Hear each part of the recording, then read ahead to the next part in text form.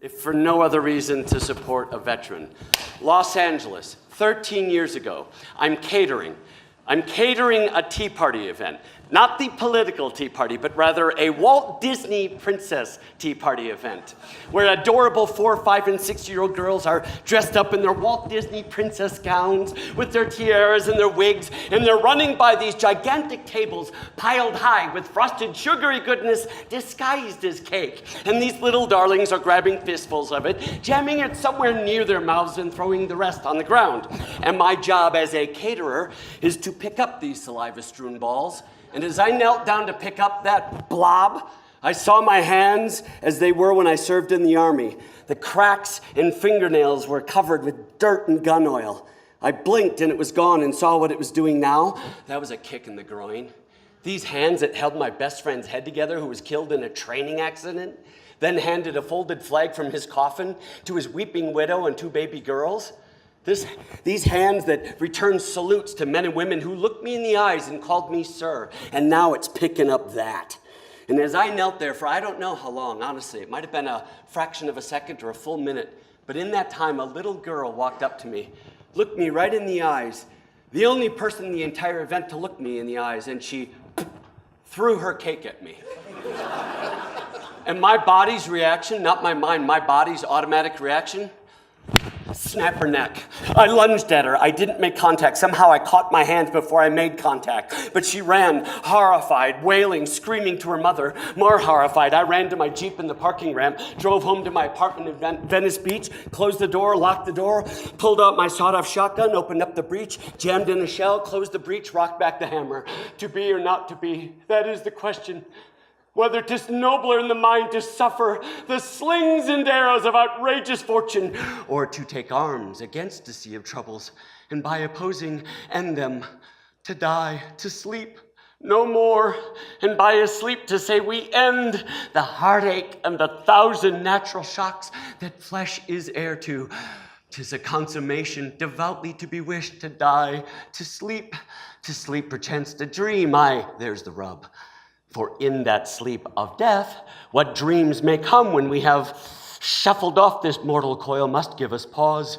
For who would bear the whips and scorns of time to sweat and grunt under a weary life, but that for the dread of something after death, the undiscovered country, from whose bourne no traveler returns, puzzles the will and makes us rather bear those ills we have than fly to others we know not of.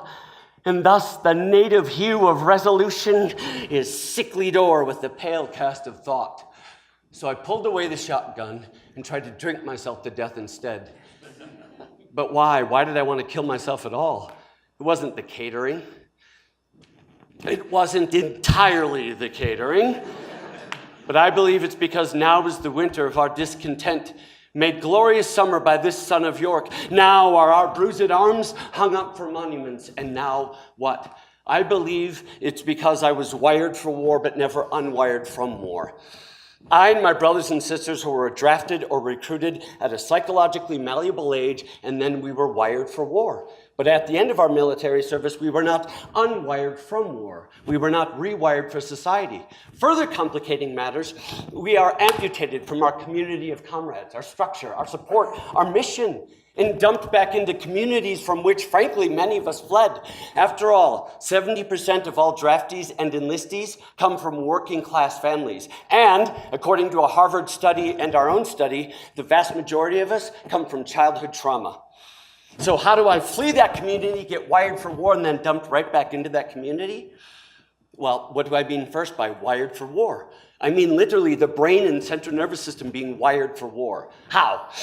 Our military takes men and women from all across the nation, different backgrounds, different ideologies, different intellectual levels. Although you must be able to comprehend at least at a 6th grade education level, they bring us together. What's the first thing they do? At least for the men, shave our heads. Why? That way nobody's got amazing hair or nerdy hair. We are all just uniform in our baldness. We are all cue balls, part of a unit. Then they take away our civilian clothes and put us in uniforms to be part of a unit. These uniforms are identical. Same color, same pattern, dressed the same way. The patches on them are sewn on in the exact same manner and fashion. And you can see by my cotton mouth, the altitude is starting to get to me. I live at sea level, so bear with me for a moment. Our uniforms are all identical and patched just sewed on the same way. The laces on our boots, I kid you not, are all tied in the exact same manner and fashion. The way we stand, heels together, toes apart at a 45-degree angle, legs straight, but do not lock your knees because you will pass out. Arms at your sides, not back like Gomer Pyle, and not out like wings. You're not going to fly away. Point your elbows to the back, extend your arms, close your hands, but do not clench them in a fist. Thumbs on the seams of your trousers. Your head and eyes should be locked to the front. Wolfert, I said lock your eyes to the front. What are you looking at? Nothing. You were looking right at me, Wolfert. You calling me nothing? No, what? Were you about to say no, you asshole? No, sir. Don't sir me, goddammit. I work for a living. It's no, drill sergeant. No, drill sergeant. Wolfert. Yes, drill sergeant. Get down and beat your face. Drill sergeant. Beat your face, Wolfert. You smart-ass, when you screws up, you all pay the price. Front leaning, rest position, move. I will count the cadence, you will count the repetitions. Ready, exercise. 1, 2, 3, 1. 1, 2, 3, 2. 1, 2, 3, halt. Position of a tin can, move. You cannot assume position of a tin can. It's position of attention. Attention to detail, ladies. Front leaning, rest position, move. Ready, exercise. 1, 2, 3, 1. 1, 2, 3, 2. 1, 2, 3, halt. Position of attention. Who told you to move? Do not anticipate. Goddammit, get back down. Ready? And put your microphone on, Private Wolfert. Ready? Exercise. 1, 2, 3, 1. 1, 2, 3, halt. Position of attention. Do not anticipate. Do not delay. As a unit, move. Too slow. Get back down. On your back, sputter kicks. On your feet, fall in. Chest right, chest, eyes, front. That's just to learn how to stand. They're trying to create what I call the Labrador Reflex. Labradors, like the breed of dog. You may pick whatever breed you want, but they must be highly disciplined, so probably no Chihuahuas. We had, clearly all Chihuahua owners here today, we had Labradors sit, and even though they're highly disciplined in their sitting, they're not relaxed because I'm holding the ball. And because I'm holding the ball, their eyes are glistening. Their central nervous system is pulsing. Their breath is heaving. And if they could speak, they'd be saying, throw the ball, please throw the ball, stay, throw the ball, please. Go get it. Goes and gets the ball, comes running back, drops it. Throw it again, please. Throw the ball. That's what they need. They need us to need those orders. They need us to respond to orders without thought. Then they convert that respond to orders without thought into respond to a threat with violence. What do I mean?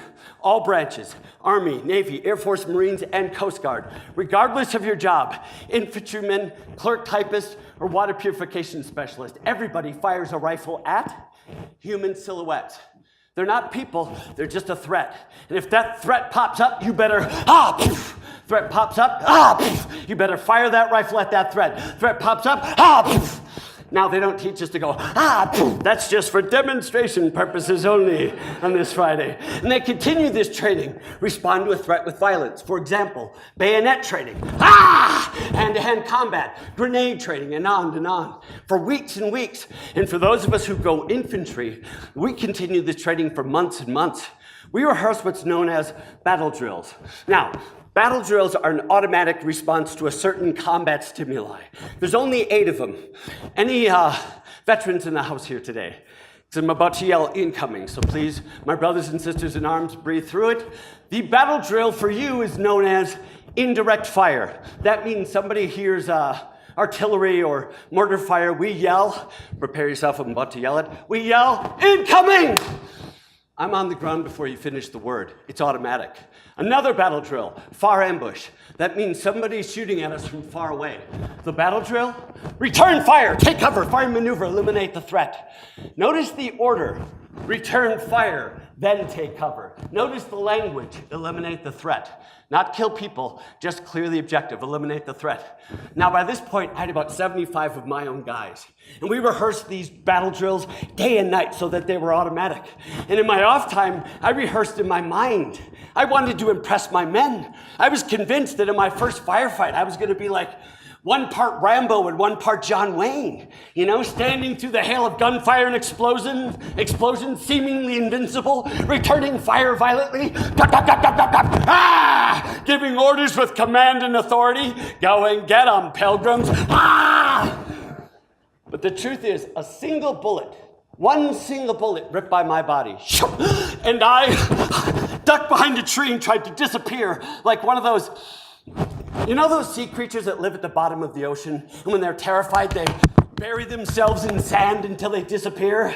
And then when there's no more threat, they come out eating plankton or whatever they eat. Well, anyways, I tried to disappear like one of those sea creatures, but the tree and the earth weren't cooperating. And I realized, oh shit, I'm in charge.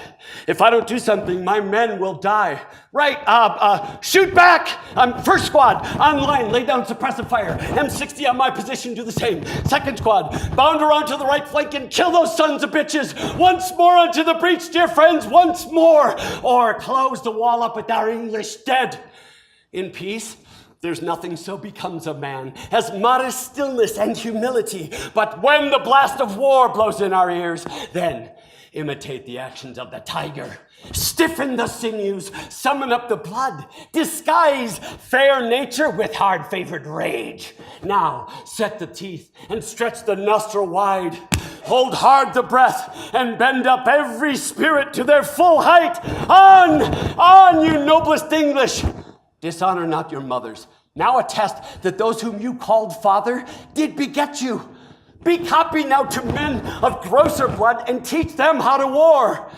And you, good yeomen, whose limbs were made in England, show us here the mettle of your pasture. Let us swear that you are worth your breeding, which I doubt not. I see you stand like greyhounds in the slips, straining upon the start. The game's afoot. Follow your spirit, and upon this charge cry, God for Harry, England, and St. George, follow me! God for Harry, England, you're not following me. Why not? Because you've not been wired for war. Okay, fine. Let's say we've all not been wired for war. What about those of us who have, and we leave the military? What do we do with that?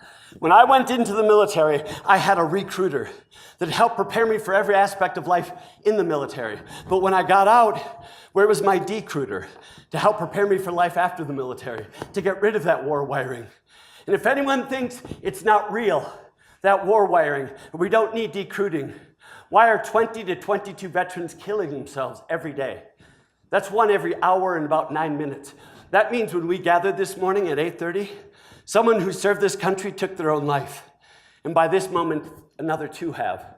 By the time you're done eating, a 4th will have. That's just the ones who do it. How many are like me, obsessing over it every night with a shotgun, or looking off their motorcycle on the freeway thinking, sure, it hurt at first, but then I could sleep. Southwestern United States, Navajo Nation, Lakota Nation. It's my understanding that these 2 First Nation tribes of North America keep their veterans outside of their community, put them through a series of rituals and cleanses. Once they've completed those rituals and cleanses, through ceremony, they bring them back into their back into their community. Not a ticker tape parade that lasts a few hours and then, see you later. I don't know who you are, you're anonymous, good luck. Maybe I'll see you next year, but statistically, probably not. But rather, they claim their veterans. They say, your grief is now my grief. Your joy is my joy. If I'm eating, I'm making sure you're fed. If I'm driving somewhere, I'm seeing if you need a ride. If I don't hear from you, I'm banging down your door. They are using the same camaraderie and wiring that was used to wire us for war, to unwire from war, to rewire for their community. If thou couldst cast the water of our land, find her dis-ease and purge it to a sound and pristine health, I would applaud thee to the very echo that should applaud again. Boulder, Colorado, 2019. the 10th annual GoldLab Symposium. Now what? I ask you in this room, now what? For me, the now what is I created a program called DE-CRUIT using Shakespeare and science to heal trauma, not just in veterans, but in all, especially those of us who have adult survivors of childhood trauma. And I ask you, canst thou not minister to a mind diseased? Plucked from the memory a rooted sorrow, raise out the written troubles of the brain, and with some sweet, oblivious antidote, cleanse the stuffed bosom of that perilous heart which weighs upon the breast. Thank you all for your time.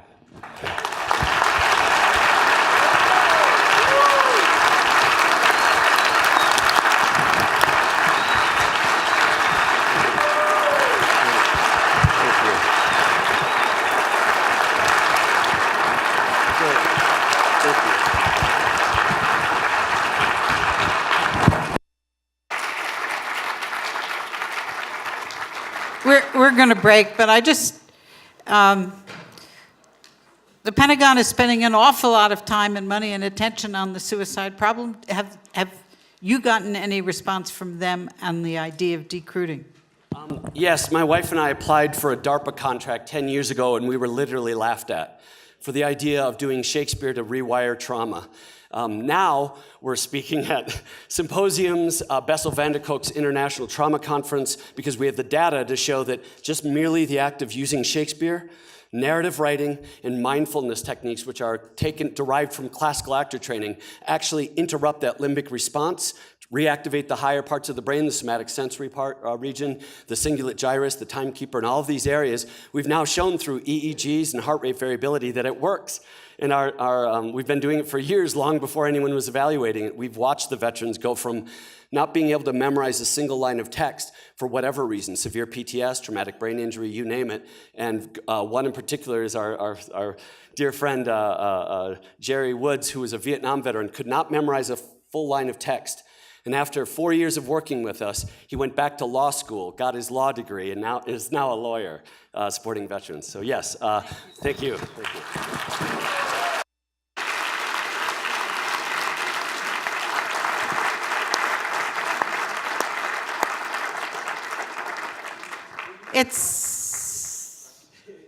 Can I take questions? Very quickly. All right. Really quickly, will you connect with Plato in prison and tell us about how the humanities resonate across these two wonderful talks? Yeah, you mean will I meet up with her? Yes, because we're also working with folks doing Shakespeare behind bars and whatnot. Yeah, the humanities literally, so the trauma and the military, and I'm not demonizing the military, as much good as bad, but the simple fact is they have to train us for the worst, which is to kill people. We're not wired to do so automatically. We have to get around that wiring. So we have to disconnect from our own humanity and the humanity of others. And hence, the name is the humanities. So learning literature, using art, using other people's language, in my case, Shakespeare, to express the muck of emotions helps to interrupt, like I said, that limbic response. Turn it from a physical act to more of a physical act, being present in the body and in this place and time rather than caught in my trauma, whether it's childhood or yeah. So, it's just very, very quick question. One of the things that really struck me about what you said, I hadn't thought about that way, is that a very high proportion of recruits come in with trauma. Yeah. And damage. Yeah. And I know quite a lot from a variety of reasons about that. What I'm curious about is, what about the pre-professional Army days when we actually had a draft where you had a general? Has anybody done a comparison between, I guess it would have to have been partly Vietnam, but World War II, Yep. Korea, between Yeah. the populations really and what the problems have been? Yeah, the Heritage Foundation in particular was out to prove that there is no draft by poverty, which you've heard this term, after the Vietnam War, and they compared from Vietnam to today. And what they did is, that's where I get that stat, 70% come from working class families. They helped me prove that we're from working class families. And I don't know about anyone else, but I know my community and all the ones I work with, we're not really into self-expression or self-disclosure, nor is the military. The drill sergeant doesn't say, you seem down today. Do you want a hug? Do you want to talk about what's going on? So it exacerbates this problem. But yes, it's from working class. And we can talk more about this, but I want to point out that I know we're on lunch hour. My name's Stefan. My email's in the program. My wife, Dawn Stern, is here, the chairman of our board, as well as my dearest and oldest friend, Jason Cleveland. And don't forget the legend, the icon in my world, Jonathan Shea, who wrote Achilles in Vietnam, who can answer that question even better than I and worked with Vietnam veterans and coined the phrase moral injury. He's here as well. So hit the four of us up for any questions you have for the rest of the day. Thank you. Lunch.